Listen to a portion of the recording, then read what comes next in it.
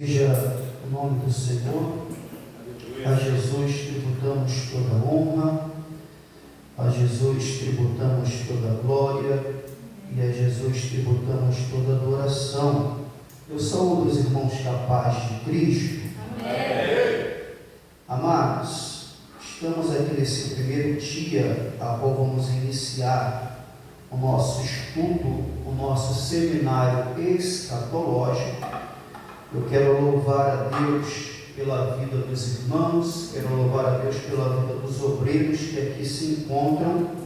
Sabemos que quando se fala de estudo, quando se fala de palavra, o resultado é esse. Mas sabemos também que quando a trombeta tocar, o resultado vai ser o mesmo. Quando se fala de estudo, quando se fala de palavra, o resultado é este. Poucas pessoas valorizam. Quando a trombeta do arrebatamento tocar, o resultado vai ser o mesmo. Amém? Só aqueles que valorizam em nome de Jesus Cristo. Vocês podem se assentar, não estou como profeta, não estou como pastor, estou como professor hoje, tá bom? A gente vai ter uma aula, eu gosto de usar de dinâmica, eu gosto de interagir. Os irmãos, tendo alguma dúvida, pode me interpelar, ok? Pode fazer pergunta para que possamos esclarecer a poderosa palavra de Deus. É sabido de nós outros que a gente vai descortinar o Apocalipse, ok? Mas abra sua Bíblia em João 19. João 19. Quem trouxe papel e caneta? Glória. João 19. Glórias a Deus. Pastor Moisés me deu horário. A gente vai seguir. Eu creio que vai ser bastante proveitoso. João 19, a partir do versículo de número 25. Evangelho de Jesus Cristo, segundo escreveu o apóstolo João, capítulo 19, a partir do versículo de número 25. Quem achou, diga glória a Deus. Glória. Olha isso aqui, evangelista Daniel. E junto à cruz estavam a mãe de Jesus e a irmã dela, e Maria, mulher de Clopas, e Maria Madalena. Vendo Jesus sua mãe, e junto a ela o discípulo amado, disse: mulher, eis aí o teu filho. Depois disse ao discípulo: eis aí a tua mãe. Dessa hora em diante, o discípulo a tomou para casa. A pergunta que eu vos faço: que discípulo é esse? Pode falar alto, filha. João. O discípulo amado é o apóstolo João. Entende? Todo texto, ou a maioria dos textos, para não generalizar, existe contexto. Acredite se quiser, o contexto do livro de Apocalipse é a partir de João 19. Todo texto, ou a maioria dos textos, vai ter um contexto. Existem dois tipos de contexto: o imediato e o amplo. O contexto imediato se encontra no livro que lemos, o livro que você lê, o capítulo que antecede ou o capítulo posterior é o contexto imediato. Aonde se encontra o contexto amplo é quando vai abranger outros livros, outras cartas, toda a Bíblia. Eu poderia começar a ler lá em Apocalipse e me arremeter aqui em João, ler em Apocalipse e falar assim: vamos para o contexto amplo. Mas eu já comecei aqui para vocês entenderem a proposta do Espírito Santo de Deus para essa noite. A gente vai chegar em Apocalipse 1, mas vocês entenderam que isso aqui é o contexto que se eu tivesse lido no capítulo 1 de Apocalipse, fala assim, mas professor, por que o contexto? Pega isso aqui. Apocalipse é o último livro do Novo Testamento. Apocalipse é o último livro da Nova Aliança. Apocalipse, ele foi escrito mais ou menos 30 a 40 anos depois de todas as cartas, os evangelhos, as cartas gerais, as cartas doutrinárias ser escritas. Exemplo, Paulo escreveu 13 cartas, Pedro escreveu 2 cartas, João escreveu epístola do evangelho e os evangelhos. O Apocalipse foi o último livro a ser escrito, 30 a 40 anos depois que o Novo Testamento estava quase fechado, surgiu o Apocalipse. Pastor, o que significa isso? E por que você leu em João 19 o episódio de Jesus na cruz? Porque, Johnny, aqui no capítulo 19, a partir do versículo 25, Vitória, todos os discípulos, apóstolos, tinham abandonado Jesus. O único discípulo que foi até o final foi João. Entenda isso aqui. Aqui, todos os discípulos, todos os apóstolos abandonaram Jesus. O episódio da cruz só foi presenciado pelo apóstolo João. É por isso que ele vai ser aquele que vai receber o último livro, a última profecia, a última narrativa da nova aliança, porque ele foi o único pregador que foi até o final. Pode dar glória sem estudo, tá? Ele foi o único que foi até o final. Só recebe aquilo que ninguém recebeu quem vai até o final. Só vê aquilo que ninguém viu quem vai até o final. Só escuta aquilo que ninguém escutou quem vai até o final.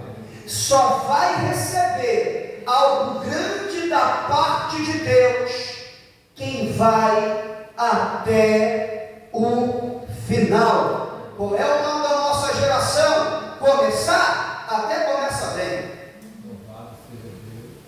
Começar? Até tem a empolgação. Começar? Até tem o incentivo e a força. Agora, ao decorrer da carreira, nem todos vão até o... Fala assim, quer um ministério que ninguém tem? Vai até o final. Quer uma unção que ninguém tem? Vai até o final. Quer uma graça que ninguém tem? Vai até o final. Quer receber de Deus aquilo que ninguém recebeu? Vai até o final. Então, Apocalipse, ele é o livro profético. Foi confiado ao apóstolo João, porque ele foi o único que foi até o final. Fala para alguém, a sua bênção não está no começo, não está no meio, está no fim. Amém? Agora escuta isso aqui. Ainda no mesmo evangelho, o capítulo de número 21.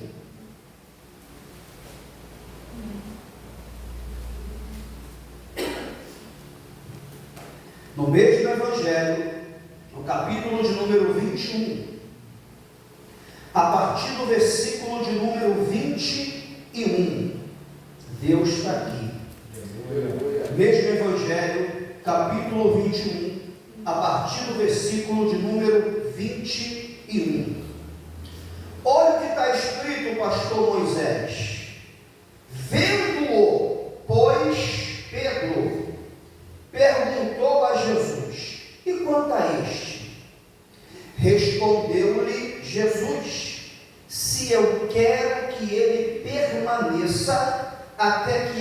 venha. Que te importa? Quanto a ti, segue-me. Então se tornou corrente entre os irmãos o dito de que aquele discípulo não morreria.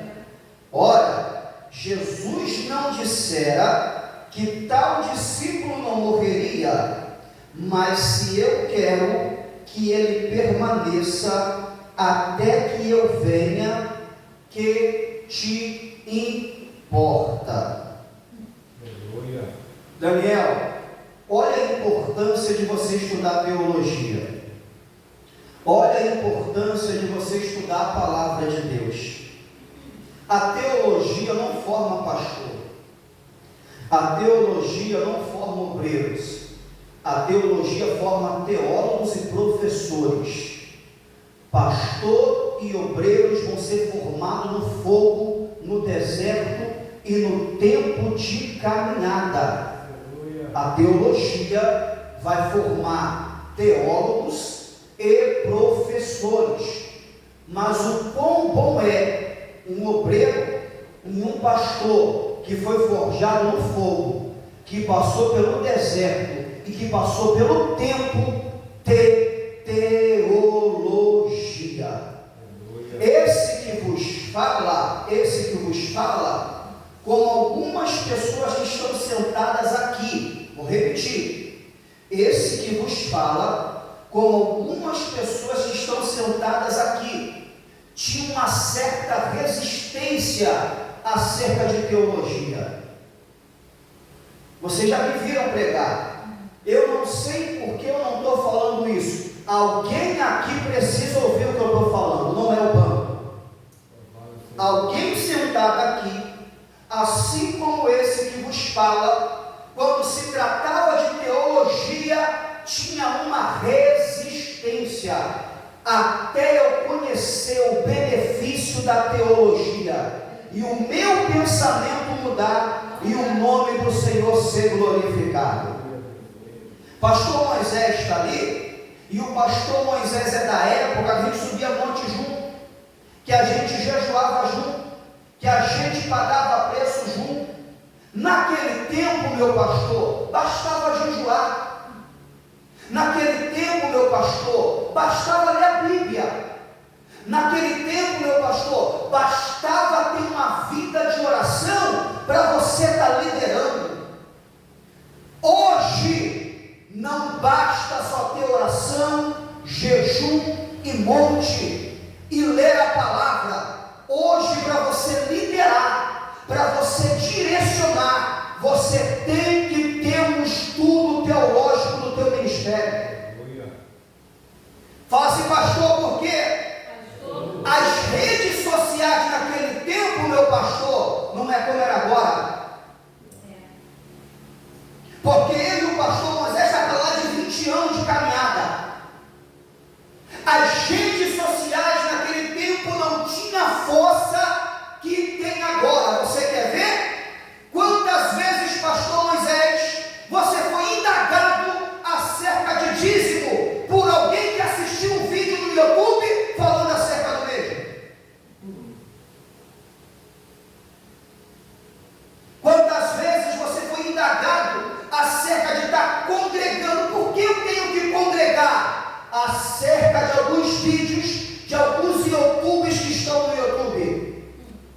Se você não tiver conhecimento da Bíblia, vou orar pela tua vida, não adianta. Vou jejuar pela tua vida, não adianta. Vou ler um versículo, tem que ter conhecimento, porque eles usam a Bíblia. Eles usam a teologia, eles usam o conhecimento, a qual o apóstolo Paulo vai advertir a igreja de Corinto: cuidado com o conhecimento da serpente. Assim como a serpente enganou a Eva, vigie, que para que os falsos ensinos não vos enganem. Então isso você vai adquirir através da teologia. Agora olha a ignorância, Daniel.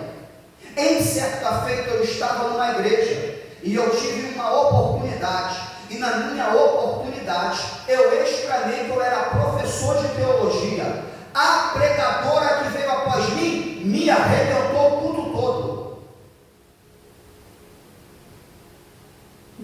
Tanta coisa para ela pregar. E ela começou a bater em teologia. Olha a ignorância evangelista. Teologia é estudo da palavra de Deus. Teologia é estudo dos segredos de Deus. Na área luminância, teologia é estudo das coisas divinas de Deus. Bate em espiritismo, bate em Allan Kardec, bate em heresia, bate naquilo que não procede de Deus. Agora, teologia é estudo da... Isso é ignorância. É por isso que vão por vento de doutrina. E é por isso que são comparados à onda do mar. Porque vai por qualquer coisa que se fala. Você quer ver? O nosso culto é um culto oriental. Louvor, oportunidade, pregação, oração. O culto ocidental, palavra. Abertura, palavra. Fechamento, palavra. Oportunidade, palavra. Nas sinagogas que Jesus ensinava, palavra. No templo em Jerusalém, quando estava de pé, sacrifício e palavra. Então isso é uma cultura nossa. E não é errado, irmãos, é bom, é gostoso, eu gosto.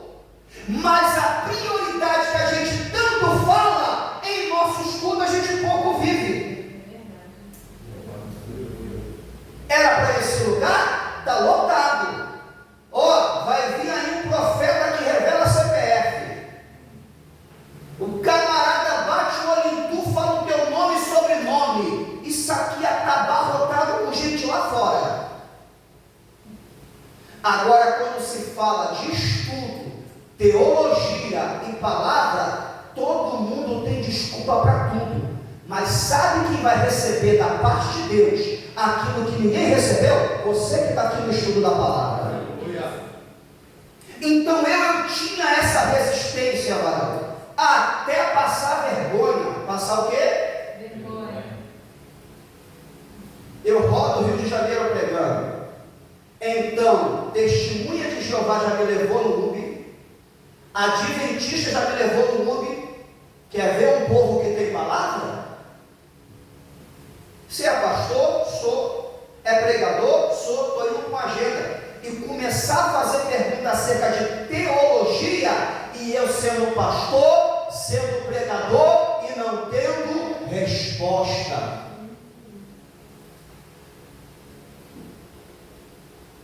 Já pregando, pastor Moisés. E isso, irmão, não foi longe não. Isso foi em 2017 e 2018. Eu já estava com 12, 13 anos pregando já a terra. E mostrando a Bíblia. Gente, eu pensei que eu sabia de alguma coisa. Eu não sei é de nada. Não teve a pandemia em 2019? Que tinha pastor se desviando, pregador se desviando? Eu caí para dentro da teologia. Fiz a minha formação em bacharel de 2019 para 2020, em 2 anos. Achei uma oportunidade de assistir aulas online por causa da pandemia. Fiz a minha formação e hoje eu sou um teólogo para a honra e glória. Pergunta que tem resposta. Então não é para se ensoberbecer, não é para se engrandecer, não é para se achar. Repete após mim: teologia. É para ter resposta. Para quem pergunta. É vergonhoso eu sendo pastor, pregador, passei vergonha adventista e testemunha de Jeová, porque não tinha teologia. Hoje, tudo aquilo que eles indagaram, eu saberia refutar. E na época, não soube refutar nada, por falta de teologia, que é o estudo da palavra de Deus. Obreiro maduro, discípulo maduro, estuda a palavra de Deus e ama a teologia que ensina a palavra do Cristo. Olha isso aqui, Johnny. Vou te fazer uma pergunta, não fica constrangido, tá? A gente acabou de ler em João capítulo 21, Pedro olhando para Jesus, Johnny, falando assim: e acerca desse? Esse Daniel é João. O que será? Aí Jesus: se eu quero que ele fique até que eu venha, que te importa, Tiago? Aí alguém vai falar: então João vai ser imortal? João não vai morrer? Aí o texto continua: Jesus não disse que João não morreria. Jesus disse: o que te importa se eu quero que ele fique até que eu venha? Quem sabe me explicar isso?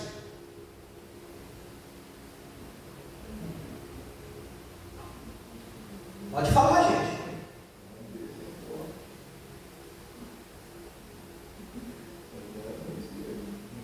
João morreu?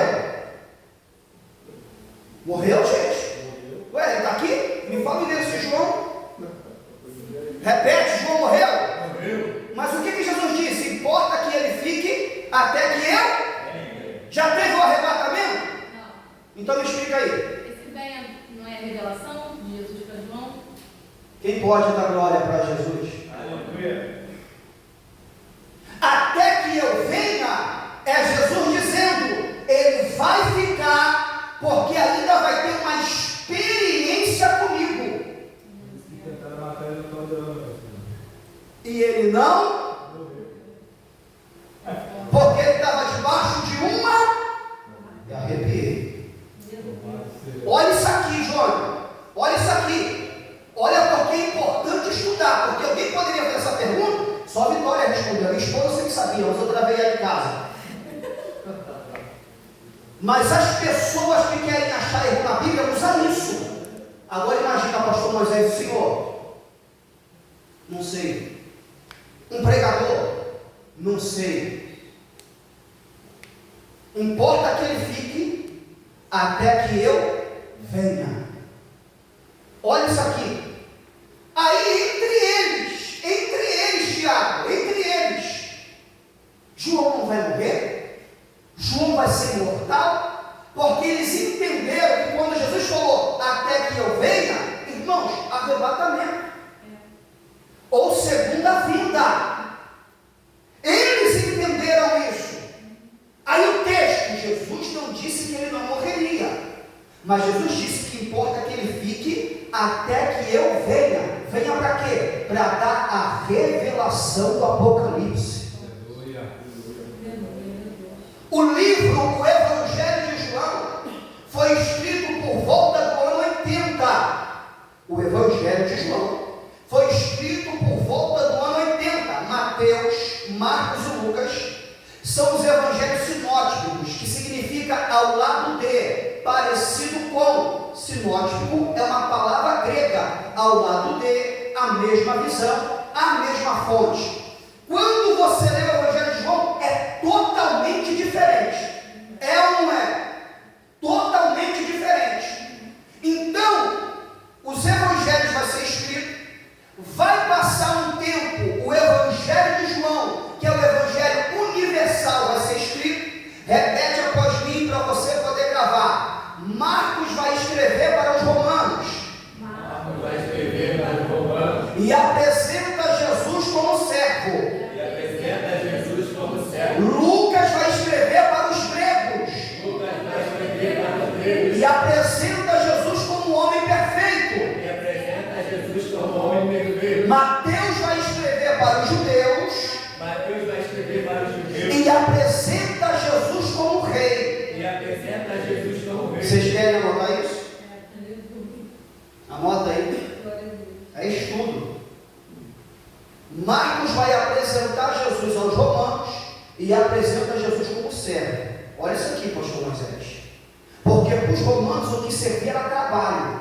Então Marcos vai apresentar Jesus como servo.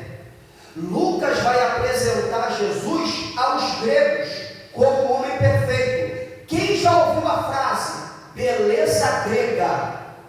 Esse homem tem uma beleza grega, essa mulher tem uma beleza grega. Então o que valia para o grego era a beleza. Então Lucas vai apresentar Jesus como o quê? Homem perfeito. Mateus vai escrever para os judeus e apresenta Jesus como rei. E o que os judeus esperam até hoje? Vocês pegaram isso? Deu para notar? Deu para notar? João vai escrever a carta universal e apresenta Jesus para a humanidade daquela época como Deus, no princípio. Agora não segura o glória aí, Vitória. No princípio era o verbo, e o verbo se fez carne e habitou entre nós. Olha isso aqui, olha isso aqui. Mateus apresenta Jesus como rei. Quem é o rei da selva? Marcos vai apresentar Jesus como servo. Nessa época, quem fazia o trabalho de servo eram os bois. Lucas vai apresentar Jesus como um homem perfeito, um homem. E João vai apresentar Jesus como o verbo encarnado, Deus divino, a águia. Quando você lê Apocalipse, e a visão de quem? Lá está a face de leão, a face de boi, oh glória, a face de homem e a face de águia. Em Apocalipse capítulo 4, na revelação, na revelação em Apocalipse 4, está lá o Evangelho, a cara de leão, a cara de boi, a cara de homem e uma face de águia. Você pode aplaudir a Jesus?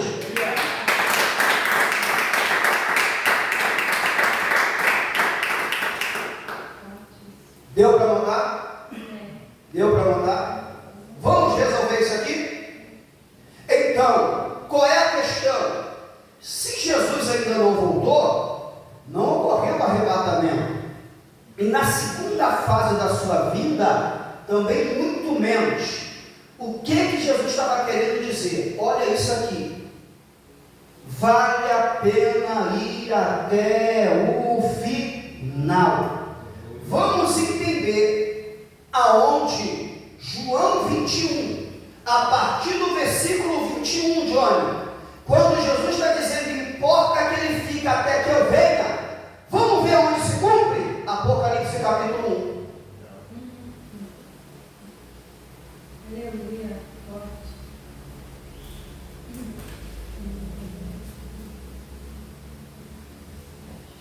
Apocalipse capítulo 1. Não tem como falar do livro se eu não falar do escritor. E grava isso aqui, se você quiser anotar é bom. João não é o autor, ele é o escritor. A Bíblia não tem 40 autores, a Bíblia tem 40 escritores. O autor é Deus. Ok? A Bíblia não tem 40 autores, a Bíblia tem 40 escritores. O autor da Bíblia é Deus. Gravou aí? Então esse é o contexto de Apocalipse capítulo 1. Agora Moisés, olha que coisa linda. Olha que coisa linda. Versículo 1 do livro de Apocalipse, capítulo de número 1. A partir da segunda aula, irmãos, eu vou ser mais acadêmico e didático, tá? Vem preparado para escrever. A primeira aula é tipo um treinamento, é mais expositivo, mas eu vou ser mais didático. E ainda que eu precisasse de 3 a 6 meses, eu vou tentar resumir para vocês nesse mês, e você olhar para o Apocalipse, você tem entendimento, tá bom? que teria que ser de 3 a 6 meses. Anota isso aqui, é importante. Coloca assim, escatologia.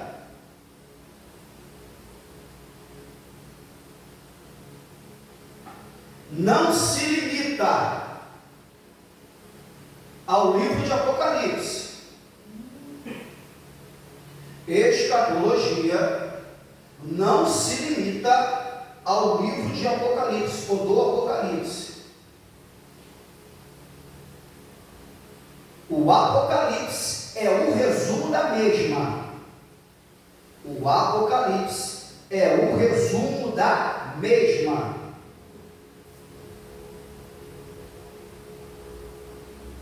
Vocês entenderam isso?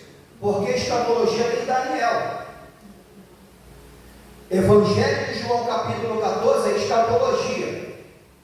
Ezequiel do 37 ao 39 ao 47 é escatologia. Zacarias do capítulo 9 ao capítulo 14 é escatologia. Então a escatologia não se resume ao livro de Apocalipse, não se limita ao livro de Apocalipse, é o resumo da mesma. Deu para entender isso? Para não ficar na mente de vocês que escatologia só está no livro de Apocalipse, não é. Ali é o resumo. É por isso que eu escolho esse livro, para poder aplicar a escatologia, porque já resume tudo. Por isso eu precisaria de 3 a 6 meses, Daniel, Ezequiel, Isaías, Zacarias, João. Deu para entender? Versículo 1. Revelação de Jesus Cristo, que Deus lhe deu para mostrar aos seus servos as coisas que em breve devem acontecer, e que ele, enviando por intermédio do seu anjo, notificou ao seu servo João, o qual atestou a palavra de Deus e testemunho de Jesus Cristo quanto a tudo o que viu. Bem-aventurado aqueles que leem e aqueles que ouvem a palavra da profecia e guardam as coisas que nelas escritas estão, pois o tempo está próximo. Agora olha isso aqui, versículo 7, e vai ser bom você anotar depois que eu ler. Versículo 7: eis que vem com as nuvens, e todo olho o verá, até quantos ultrapassaram, e todas as tribos da terra se lamentarão sobre ele. Certamente, amém. A pergunta que eu te faço, para a gente poder fazer a aplicação: o que significa isso aqui? Eis que vem com as nuvens, e todo olho verá, até quantos ultrapassaram, e todas as tribos da terra se lamentarão sobre ele. Certamente, amém. Que episódio é esse?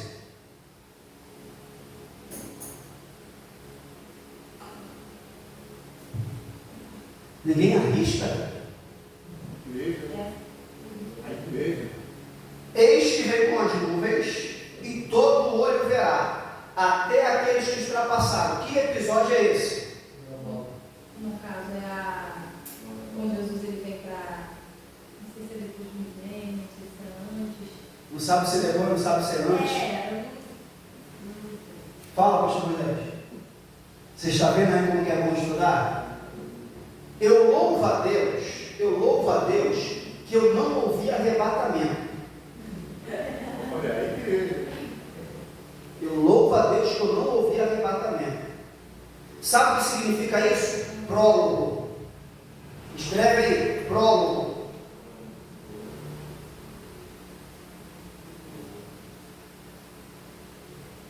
Isso é uma palavra grega, tá? Prólogo. Mais conhecida no português como prefácio.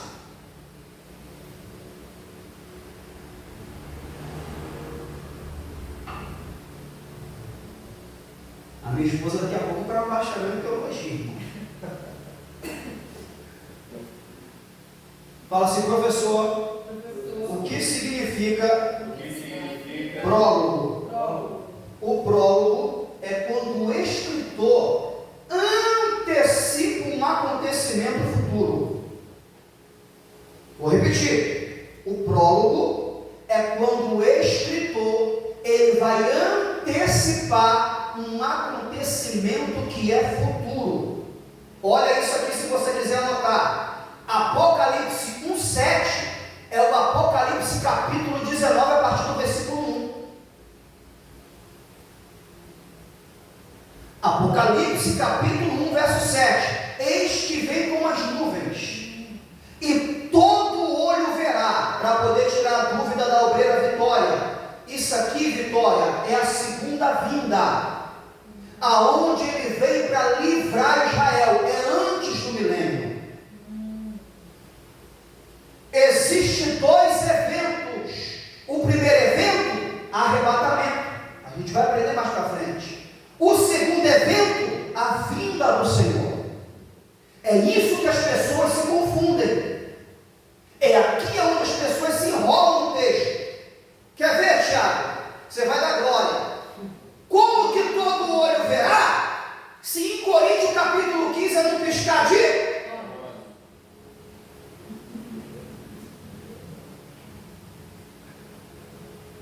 Como que todo olho vai ver, se quando o capítulo 15 de Coríntios vai tratar acerca de arrebatamento, é no piscar de...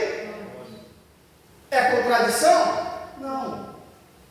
É falta de conhecimento e colocar as coisas no lugar. Vocês entenderam isso? Então, capítulo 1, versículo de número 7, é um prólogo. O que o escritor está fazendo? Está antecipando um evento futuro. É por isso que a gente tem que ter entendimento. Quem entendeu isso aqui, gente? Então, o Apocalipse 1:7 é o quê? Fala assim, quer anotar aí? A segunda vinda de Jesus. Ok? A segunda vinda de Jesus. Vai se converter, Diego? Isso é. Olha, está chegando a hora da palavra. Para quem está dirigindo, para quem está dando saudação. Glória. Esse mistério aí, pastor. Isso, eu gosto disso, vai. Esse mistério aí, Daniel também teve essa visão. Profeta Daniel? Então, o profeta Daniel, a escatologia do livro é a partir do capítulo 6.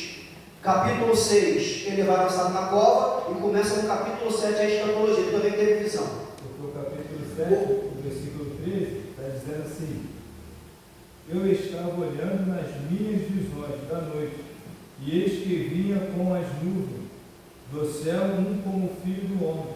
Sim, sim. Você está vendo como é que tem escatologia fora de Apocalipse? No caso, Tem que perguntar, gente. É isso aí. esse 1:7 aqui, no caso, eu sou uma pré-tribulacionista. Sim. No caso, nessa segunda vinda aqui, nós já fomos arrebatados no piscar de olhos? Sim. O arrebatamento é distinto da vinda. Eu vou ensinar mais para frente. Arrebatamento é um evento. A vinda de Jesus é outro evento. No arrebatamento, Jesus vem para a igreja. Na vinda, ele vem com a igreja. Dá confusão, tem que estudar, irmãos. Ok? E tem que perguntar se tiver dúvida. Aí, pastor, essa a segunda vinda é para aqueles que não foram na primeira, né? Serão os salvos da grande tribulação que não aceitaram a marca. Vou mostrar mais para frente. João viu, né? Da roupa. Capítulo 6, capítulo 7 de Apocalipse. Mais para frente a gente aprende. Amém? Vai ser tudo detalhado pela misericórdia do Senhor. Mais alguma dúvida, filha? Tem alguma dúvida, João? Mais alguma dúvida, gente? Então aqui é a segunda vinda. Arrebatamento, não sei se você vai conseguir escrever. Depois você pesquisa no Google para escrever certo. Arrebatamento é uma palavra grega chamada harpazo, que significa rápido, tirado com força. Harpazo. A segunda vinda é parousia, aparecimento para todos. Então são eventos distintos. Arrebatamento é uma coisa, segunda vinda é outra. Mais para frente a gente vai estar vendo isso. Eu estou usando de prólogo, estou antecipando. Quem pegou? Um assunto que é para... O Johnny pegou. Quem pode dar glória para Deus aí? Então aqui o versículo 7 vocês entenderam, né? Se alguém aplicar isso aqui como arrebatamento, você já sabe que é errado. Vamos continuar. Dizendo o que vês, escreve em livro e manda às 7 igrejas: Éfeso, Esmirna, Pérgamo, Tiatira, Sardes, Filadélfia e Laodiceia. Eu vou voltar aqui depois, mas eu estou primeiro pegando algumas chaves hermenêuticas para poder abranger o seu conhecimento. Vamos ler o versículo de número 18. Versículo de número 18. E aquele que vive, estive morto, mas eis que estou vivo pelos séculos dos séculos, e tenho as chaves da morte e do inferno. A pergunta que eu faço para vós outros: quando Jesus conquistou essa chave? Sempre tem essa chave. Quem falou? Pastor Moisés na morte. Sempre tem a chave. Johnny sempre teve a chave. Tiago, após a ressurreição, mais ou menos? A resposta correta é: ele sempre teve essa chave. Louva a Deus de novo, porque eu não ouvi a história que Jesus foi lá no inferno,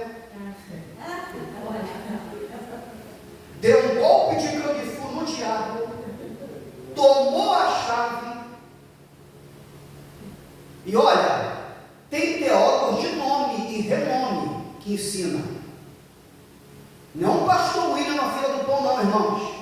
O pastor William, eu ainda não precisei usar, graças a Deus, a memória ainda não bugou. Eu estou com o J7, irmãos, no esboço. O meu esboço, vocês lembram do J7? Isso aqui é o Nil. Tinha um metal, isso aqui é o Nil. É 2015, 2014, nem lembro. Os top é iPad, aquele da maçãzinha. Eu estou na fila do pão ainda aqui, ó. Já está aqui, mas ainda não precisei usar. Mas olha isso. Os mesmos têm uma vertente, eu não vou falar o nome aqui porque é conhecido, grande teólogo, que Jesus foi no inferno após a morte, e ele foi. Vou explicar para vocês, mais na frente. Só que, irmãos, como que ele tomou a chave da mão do diabo, se o diabo nem no inferno está?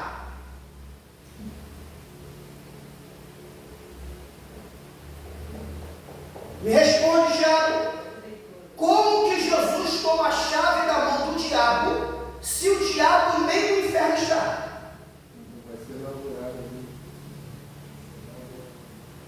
Eu estou falando, mas os pastores mesmo, teólogos da mídia, irmão, milhões e milhões de seguidores, que prega, chega, se emociona, e é bonitinho. Jesus foi lá e tomou a chave.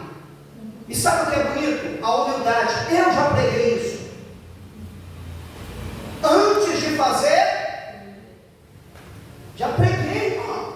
Rodei. Tem lugar. Tem uma história maravilhosa. Imaginei Jesus.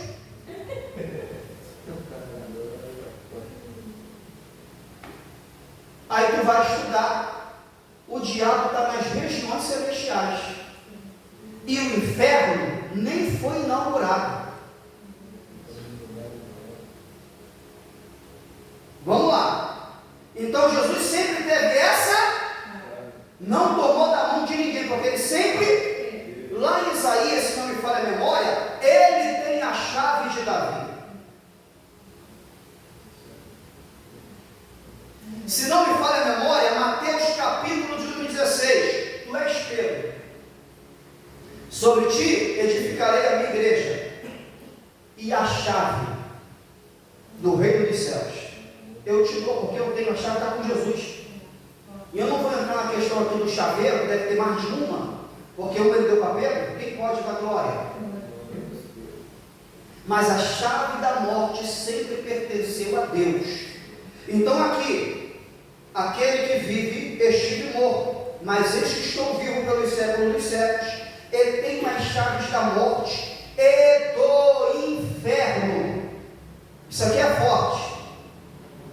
Eu já vi pessoas falarem, e olha isso, pastor Moisés, olha isso.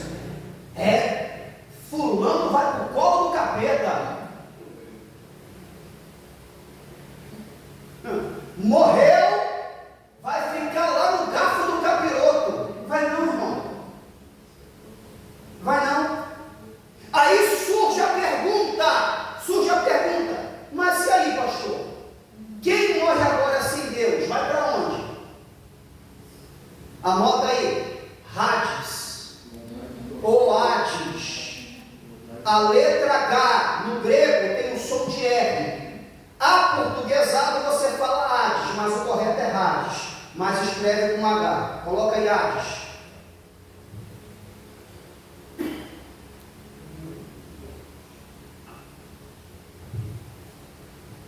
Que significa mansão dos mortos, o estado intermediário.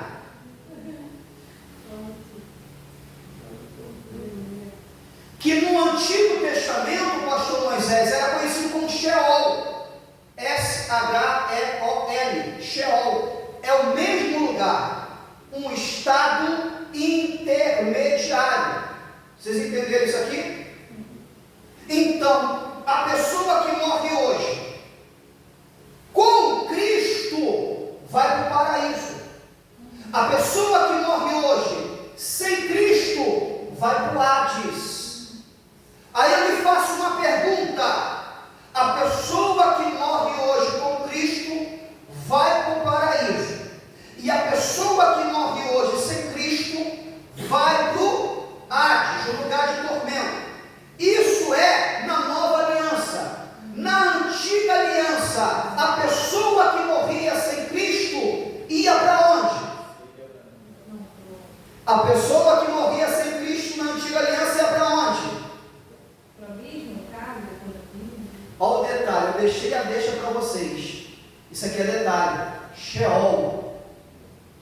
O Sheol é a palavra hebraica do Antigo Testamento.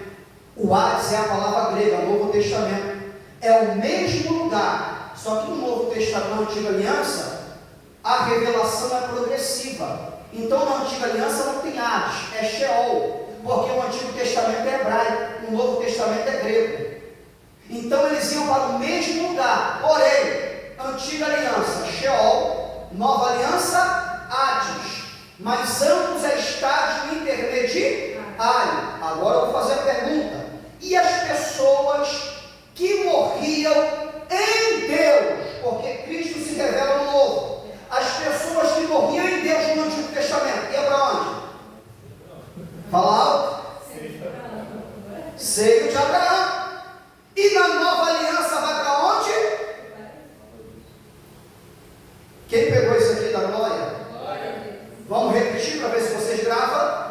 A antiga aliança, morreu sem Deus, vai para o Sheol, estado intermediário, lugar dos mortos, ser atormentado. Na antiga aliança, o Sheol era ao lado do seio de Abraão. Lucas capítulo de número 16. O que aconteceu? Que o seio de Abraão passou a ser paraíso.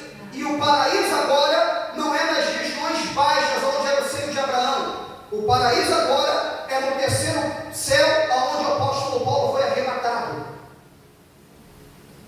Entenderam isso aqui, gente? Bugou, filha? Vamos repetir. Então pergunta.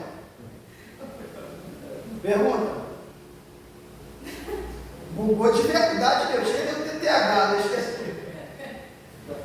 Vamos lá. Ó, olha para ali. Antigo Testamento e Novo Testamento. O Antigo Testamento é hebraico, o Novo Testamento é grego. A palavra Hades e Sheol é o mesmo lugar, lugar dos mortos, aonde as pessoas iam para ser atormentadas. No Novo Testamento, Hades, a pessoa que morria sem Cristo ia para lá. No Antigo Testamento, Sheol, as pessoas que morriam sem Deus iam para lá, para ser atormentada. Na antiga aliança no Sheol, mansão dos mortos, tinha o seio de Abraão, aonde ficavam os justos, e no Hades ficavam os ímpios, e no meio tinha um abismo. Vou tentar desenhar para a senhora. Lugar de tormento, Sheol. Olha para mim. Lugar de tormento, Sheol. Aqui no meio um abismo, e depois do abismo o seio de Abraão. Na antiga aliança era o mesmo lugar. Voltou? Quem pode dar glória? Aí a pergunta para poder esclarecer, Gisele: o que mudou que agora não é seio de Abraão, é paraíso? Como é que eu provo? Na palavra do maior mestre. Como que eu provo? Na palavra do maior doutor. Como que eu provo? Na palavra daquele que é e sempre será, Jesus. Quando ele está na cruz e o ladrão olha para ele, lembra-te de mim quando vieres no teu, ainda hoje estarás comigo no seio de Abraão, ainda hoje estarás comigo no Sheol, ainda hoje estarás comigo no Hades, ainda hoje estarás comigo no inferno, ainda hoje estarás comigo no... Oh, glória! Não, palavra. No caso ele está no Calvário, tem essa mudança, né? Os justos já vão para o paraíso. Só que a inauguração, assim, da igreja foi no Pentecostes, né? Da igreja? É. Então, vamos tentar classificar, para ficar bem simples. Vamos tentar classificar bem simples. A igreja nasce na cruz. Isso, aí fez um pouco. E ela cresce em Atos 2. Deu para pegar? O nascimento da igreja é na cruz. O crescimento é em Atos 2. Essas perguntas, irmão, porque tem gente que ensina de outras maneiras. Aí que está o perigo. Você pode pesquisar no Google, no YouTube, mas a questão é o que você está pesquisando, quem é que está te ensinando. Então a igreja vai nascer na cruz. Ali a igreja nasceu.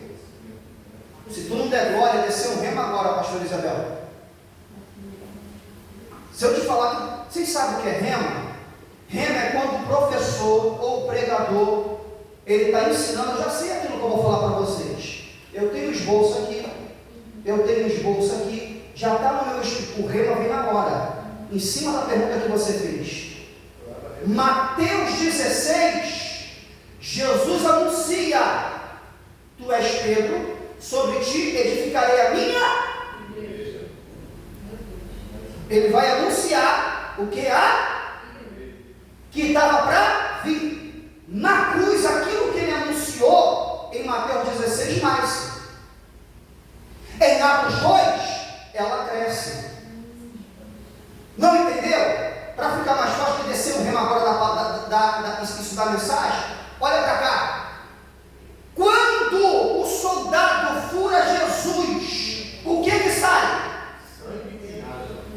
Quando a bolsa da nébria, rementria, quando a bolsa da mulher estoura para nascer uma criança, sai o quê? Só que antes da bolsa da mulher estourar, alguém anuncia, você está grávida. Mateus, a mensagem, pastor. Mateus, isso é rema, desceu agora. Mateus 16, tu és Pedro, sobre ti edificarei. Ele está anunciando o nascimento da igreja. Ó, você está grávida. Na cruz, sai água e sai sangue. A igreja nasce, porque a mulher, quando vai gerar a bolsa, estoura, sai. Em Atos 2, ela cresce. Você pode glorificar a Deus? Deu mensagem. Agora voltando, senão eu vou bugar. Paraíso. Se não me falha a memória, a carta aos Efésios, capítulo de número 4, se não me falha a memória, vai dizer assim: e Cristo, antes de subir, primeiro desceu às regiões mais baixas da terra. A carta aos Efésios, para você entender, vai dizer: e Cristo, antes de subir, primeiro desceu às partes mais baixas da terra. É aqui, pastor Moisés, que ele inaugura o paraíso. Porque Paulo vai escrever assim: e pegando cativo e levando ao cativeiro. Isso aqui é importante você gravar. Todos os mortos da antiga aliança e todos os mortos da nova aliança até o atual presente da cruz foram levados do seio de Abraão, que era ao lado do Hades, no estágio intermediário, que era o mesmo lugar, e foram transferidos para o paraíso que agora é no céu. Deu dúvida, gente? Deu para pegar? Deu dúvida? Esse paraíso aí que está no céu, pode dizer que é o terceiro céu? É o terceiro céu, mas não na sala do trono. Existe uma antessala biblicamente falando. Mais para frente eu vou explicar isso aí. A pessoa morre agora, já está com Cristo. A pessoa já morre agora, já está consciente com Jesus, irmãos. Mas ainda não é o estado final. Fala assim, pastor, por quê? Porque o corpo ainda não está lá. É a alma e o espírito. O corpo espiritual. Deus ele nos quer por completo. É no arrebatamento que a gente adentra, se tu não der glória, a sala do trono e participa das bodas. Ok? Então são detalhes que você tem que gravar. Voltando para o paraíso. Morreu agora com Jesus, vai para onde, varoa? Fala assim, paraíso, né? Isso, gravei a glória. Quem morre com Cristo agora vai para onde, gente? O paraíso. Quem morre sem Cristo vai para onde? Que é a mansão dos mortos. Quem morre agora já está atormentado. Está dormindo não, como ensina adventista. Está lá, ó. Não, está sendo atormentado. Aí eu pergunto, por quem?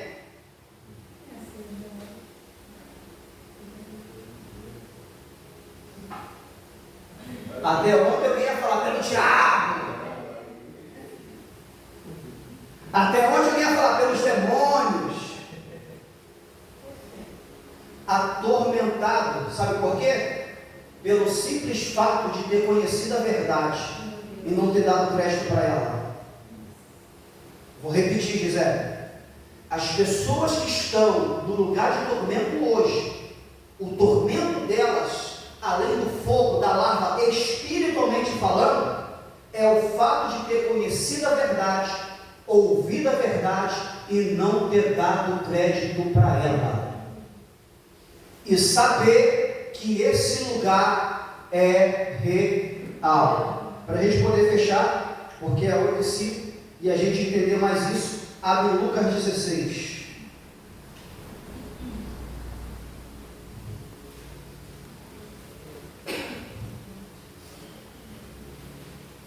Glórias a Deus. Glórias a Jesus. A partir da outra semana eu sou mais acadêmico, tá, irmãos? Hoje eu estou mais expositivo. Lucas 16, a partir do versículo de número 19. O rico e o mendigo. Vamos entender aqui o estado intermediário, ok? Lucas 16, a partir do versículo 19, é estado intermediário. Olha para mim rapidinho, porque vai ter professores que vai falar, isso aqui é uma parábola. Isso aqui é uma parábola. Isso aqui não é real. Os adventistas falam isso. Os testemunhas de Jeová falam isso. Isso é um perigo. Porque títulos, capítulos e parábolas foram colocadas pelo homem. A Bíblia não tinha títulos, não tinha capítulos e não tinha parábolas. Foi uma forma didática do homem colocar para poder facilitar o entendimento. Outra afirmativa, que isso aqui não é uma parábola. Nenhuma parábola, repete, nenhuma parábola Jesus vai usar nome próprio. Nenhuma. Se tiver 100, 99 Jesus não usa nome. O reino do céu é semelhante ao pescador. O reino do céu é semelhante a rede. O reino do céu é semelhante a peixe. O reino não fala nome. Aqui em Lucas 16, Lázaro, Abraão, Moisés. Isso aqui não é uma parábola. Isso aqui é uma narrativa daquilo que Jesus presenciou quando ele estava em glória repetir? Isso aqui é uma narrativa do que Jesus presenciou quando ele estava em glória em Deus. Como assim, pastor? Isso aqui é algo que Jesus presenciou quando ele estava sentado no trono, irmãos. Fala assim, pastor, me prova. Se não me falha a memória, João capítulo de número 8. Jesus está falando com os judeus: vocês são filhos do diabo, cambada de mentiroso. Conhecereis a verdade e a verdade vos libertará. Se verdadeiramente você for livre pelo Filho de Deus, conhecereis a liberdade de verdade. Nesse texto ele fala assim, ó: eu sou antes de Abraão, rapaz. Os judeus vão querer apedrejar Moisés. Esse cara não tem 30 anos, como é que é antes de Abraão? O que Jesus, João, está dizendo quando fala assim, eu sou antes de Abraão? Eu vi, foi lá no trono, terra. Eu sou antes de Abraão. Abraão viu meu dia e me glorificou. Ô glória! Está sentindo, varão? Ô glória! Então aqui é Jesus no trono, Tiago, irmãos, tudo com unção e graça. É Jesus no trono e ele vai narrar aquilo que ele viu. Porque quem é que conhece o estado intermediário? O divino. Aí vamos lá. Ora, havia certo homem rico que se vestia de púrpura e de linho finíssimo, e que todos os dias se regalava esplendidamente.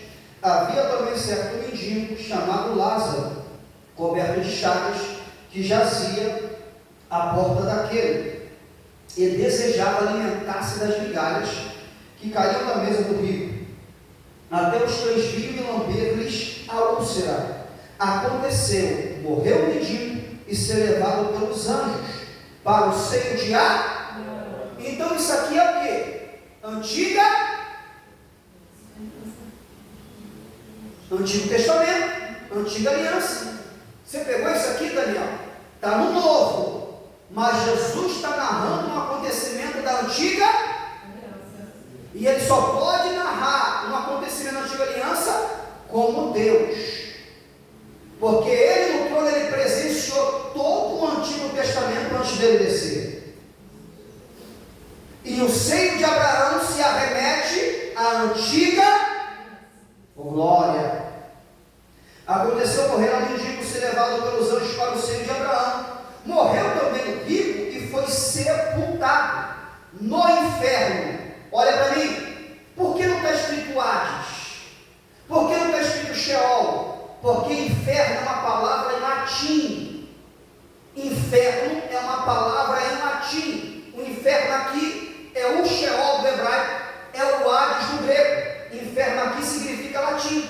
Quem foi traduzir a Bíblia achou por bem escrever inferno, mas o inferno real, o inferno final é o lago de fogo, ok? Aqui era para estar escrito dizendo Hades, só que botaram a palavra latim inferno. É aí onde está a dúvida. E aí, está no inferno ou não está? O pastor estava ensinando que não tem ninguém no inferno ainda, porque o inferno no final é lago de fogo. Deu para entender, gente? Agora não é lago de fogo, é estado intermediário, mansão de mortos, pessoas sendo atormentadas. O inferno final é o lago de fogo. Deu para pegar? No inferno, estando em tormento, levantou os olhos e viu ao longe Abraão e a Lázaro no seu seio. Então clamando disse: Pai Abraão, tem misericórdia de mim e manda Lázaro que molhe em água a ponta do dedo e me refresque a língua, porque estou atormentado nesta chama. Disse porém Abraão: Filho, lembra-te que recebeste os teus bens em tua vida, eu Lázaro igualmente os males.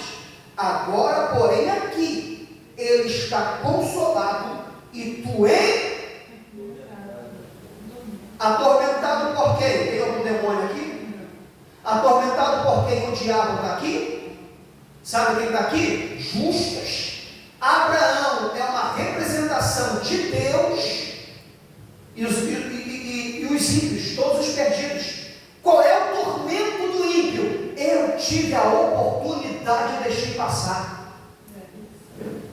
Glória. O que atormenta se o diabo não está lá, se os demônios não estão lá? Eu tive a oportunidade e não dei crédito. Agora eu estou vendo que é real. Lázaro está sendo consolado. E eu estou sendo atormentado. Deu para entender isso aqui? Isso é um estado intermediário que acontece hoje. Só que diferente hoje, ainda continua o Hades, o Sheol, o inferno latim, lugar de tormento. Só que agora a gente vai para o paraíso, porque Jesus resolveu mudar, irmãos. Agora o paraíso é na parte de cima. O apóstolo, fala, filha. Então, no caso lá, estamos próximo de residência. Lago de fogo. Hades é tormento. Repete o que você falou antes. Ranger de dente. Para ter ranger de dente tem que ter o corpo físico. Isso é só no juízo final. Quem pode dar glória? Agora quem está lá está em espírito, sendo atormentado por lembranças, por pensamentos, oportunidades que passou. Ranger de dente. Os bichos comendo é o corpo. Que no juízo final todos os ímpios, grandes e pequenos, vão ressuscitar para ser lançados no inferno com corpo, alma e espírito. Viu como é que é detalhes? Esclareci? Eu estava onde? Hades. Paraíso. Assim eu culpo, mas eu gosto. Paraíso. Paulo vai dizer assim: eu conheci um homem, eu não sei se no corpo ou fora do corpo, foi arrebatado ao terceiro céu, e no paraíso ouviu coisas inefáveis, que ao homem não é lícito. Olha o endereço, o terceiro céu e o paraíso, então está lá, irmãos. Então morreu hoje, a gente vai direto para o paraíso, assim como aquele ladrão na cruz foi direto para o paraíso. Deu para entender o estado intermediário? Resumidamente, sim. É aquele assunto que tem pessoas que às vezes não crê. Irmãos, tem uma parábola, grava isso aqui, tem uma parábola que Jesus vai falar assim: Johnny, certos trabalhadores saíram para trabalhar. Aí Jesus fala assim, eu estou dando exemplo porque eu não lembro especificamente, tá? Uns levantaram 6 horas da manhã e foram para a lavoura. Teve uma equipe que chegou 2 horas da tarde e foram para a lavoura. Aí quando chegou no final, o dono deu o mesmo pagamento, sem hipocrisia, deu o mesmo pagamento. Irmãos, os que chegaram às 6 da manhã, ei Moisés, como que a gente chegou aqui 6 da manhã, trabalhou mais, essa equipe chegou 2 horas e recebeu? Aí o dono, eu sou o dono da lavoura, eu pago o valor que eu quero pagar, porque eu sou o dono. Essa parábola está representando o quê? Salvação. Tem gente que está caminhando, vai fazer 23 anos como eu. 9 de junho eu faço 23 anos de caminhada. E tem gente que se converteu num dia, se desviou no outro, mas desviado conhece a verdade, foi para o leito, alguém pregou, se arrependeu, vai ser salvo, irmão. Porque o dono da lavoura não é o homem. Deu improminância. É Deus. Se confessar e arrepender, é salvo. O maior exemplo é o ladrão da cruz. Roubou a vida toda. Deve ter matado a vida toda. Feito um monte de coisa errada a vida toda. Mas na cruz viu a oportunidade. Quando vierem no teu reino, só que ele confessou, tá? Quando vierem no teu reino, lembra-te de mim, ainda hoje. Aí está o perigo. Mas se a pessoa entrou em coma desviada, aí não dá ruim. Tem que ter o confessado entendimento. Ok? Está desviado no mundão, Gisele. Aí tem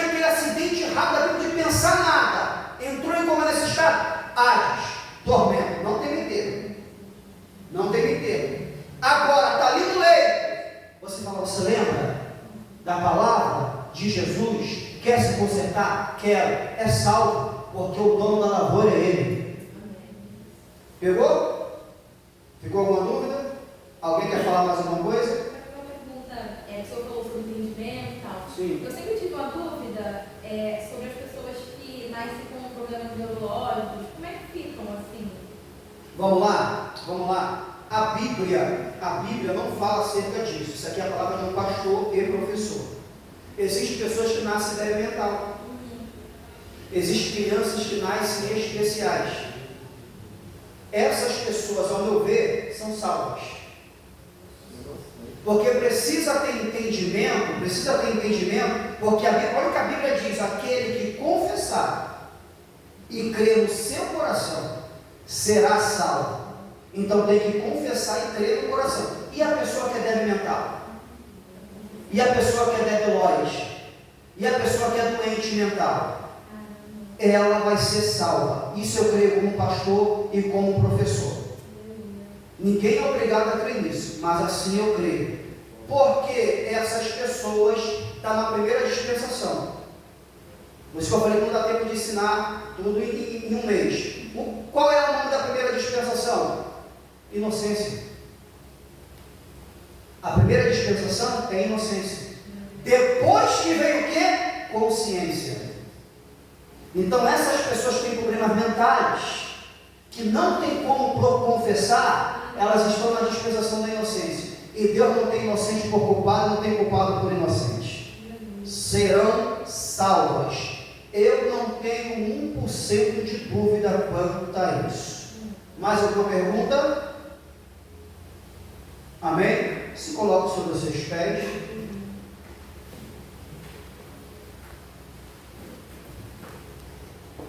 Glórias a Deus.